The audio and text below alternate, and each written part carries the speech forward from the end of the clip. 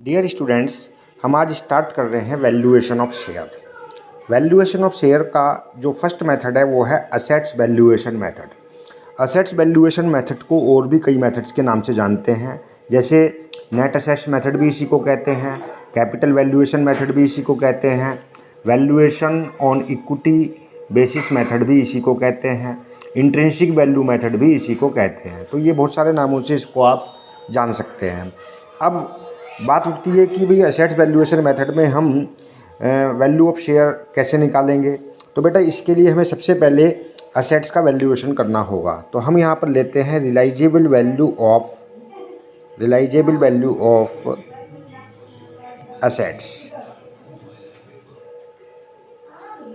अब देखिए जितनी भी हमको बैलेंस शीट की असेट साइड में असेट्स दे रखी हैं उनमें ये ध्यान रखना है कि हमको सारी असेट्स लेनी है, केवल छोड़ना किसको है, एक्सेप्ट फिक्टिशियस असेट्स। जो हमारी फिक्टिशियस असेट्स होती हैं, फिक्टिशियस का मतलब कृत्रिम संपत्तियाँ, बनावटी संपत्तियाँ, जैसे प्रिलिमिनरी एक्सपेंसेस है, डेफर्ड रेवेन्यू एक्सपेंडिचर्स हैं।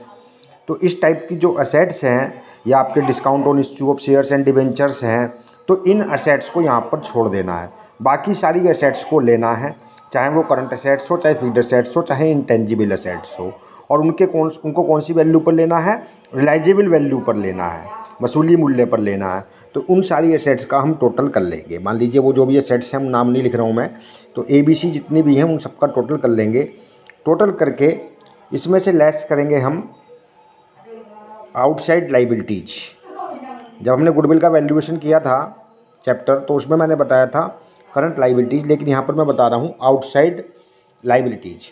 आउटसाइड लाइबिलिटीज़ कौन सी लाइबिलिटीज़ हैं, इसमें आपकी करंट लाइबिलिटी भी आ जाएंगी और फिक्स्ड लाइबिलिटी भी आ जाएंगी।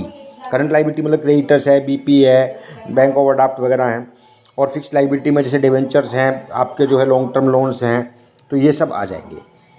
इनको बाहर से घटा देंगे। अब घटा करके जो बचेगा ये कहलाएगा बच्चों नेट असेट्स। Net assets. अब जो सिंपल क्वेश्चन होते हैं तो उनमें तो इस नेट असेट्स को हम नंबर ऑफ़ शेयर से डिवाइड कर देते हैं, तो वैल्यू ऑफ शेयर आपका निकल करके आ जाएगा। Value of share is equal to net assets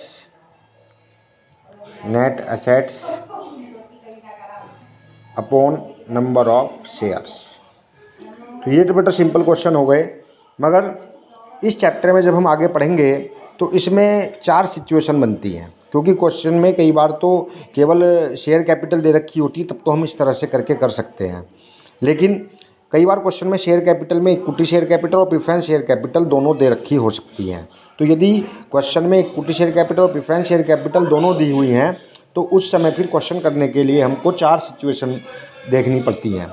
वो 4 सिचुएशन क्या हो सकती हैं, तो उसमें पहली सिचुएशन हो सकती है कि यदि कंपनी का जो कैपिटल स्ट्रक्चर है उसमें इक्विटी कैपिटल के साथ प्रेफरेंस कैपिटल दे रखी है, और जो कंपनी का आर्टिकल ऑफ एसोसिएशन यानी पार्षद अंतर नियम है और पार्षद सीमा नियम है, उनके अनुसार जो कंपनी है वो अपने केवल प्रेफरेंस शेयर्स को जो प्रायोरिटी देती है, क्योंकि प्रेफरेंस शेयर का मतलब है जिनको हम प्रायोरिटी देते हैं, तो प्रायोरिटी देती है किस चीज़ के लिए, only for capital. Only for capital यानी इफ प्रेफरेंस शेयर्स हैव, आप ऐसे कह सकते हैं, condition number A, if preference shares have, if preference shares have priority, if preference shares have priority, इसको बंद कर दे बेटा, priority only for capital, priority only for capital, यानी यदि प्रेफरेंस शेयर को केवल कैपिटल पाने के लिए ही प्रायोरिटी है, तो उस कंडीशन में आपका जो वैल्यू ऑफ शेयर निकलेगी, तो बेटा उसके लिए आपके जो है 2 फॉर्मूले होंगे। वैल्यू ऑफ इक्विटी शेयर अलग निकालेंगे, वैल्यू ऑफ प्रेफरेंस शेयर अलग निकालेंगे।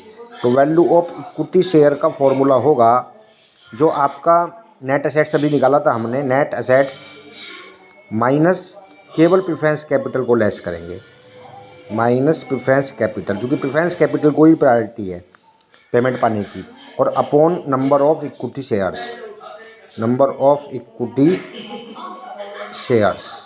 तो इस फार्मूले का प्रयोग करके हम जो है इक्विटी शेयर की वैल्यू निकाल लेंगे। अब प्रेफरेंस शेयर की वैल्यू कैसे निकालेंगे? तो value of preference shares is equal to, तो जो आपकी प्रेफरेंस कैपिटल थी, preference capital upon number of preference share, यानी प्रेफरेंस शेयर से प्रेफरेंस शेयर कैपिटल को डिवाइड करेंगे तो आपका जो है ये निकल करके आ जाएगा, वैल्यू ऑफ प्रेफरेंस शेयर निकल करके आ जाएगी। ओके, मैं दूसरा वीडियो अभी सेंड कर रहा हूँ।